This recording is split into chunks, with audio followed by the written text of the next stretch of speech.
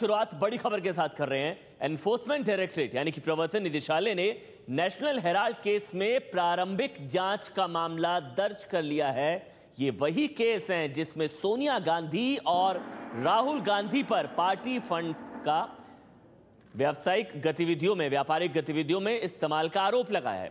प्रवर्तन निदेशालय इस बात की जांच करेगा कि कहीं इस मामले में prevention of money laundering act यानी कि फेमा के किसी प्रावधान का उल्लंघन तो नहीं हुआ है। ओम प्रकाश तिवारी, एबीपी न्यूज संवाददाता, इस वक्त हमारे साथ जुड़ चुके हैं। ओम प्रकाश, ईडी ने भी अब मामला दर्ज कर लिया है? बिल्कुल अमन, ईडी ने ये मामला दर्ज कर लिया है और टेक्निकल तौर पे ईडी में इसको T1 डिस्क्रिप्ट इंक्वायरी कहा जाता है और इसमें इंटेलिजेंस कलेक्शन किया जाता है केस के बारे में कि केस बनता है नहीं या नहीं। ईडी दो तरह के मामलों के तहत इंक्वायरी करता है, एक तो फेमा के तहत और दूसरा PMLA के तहत।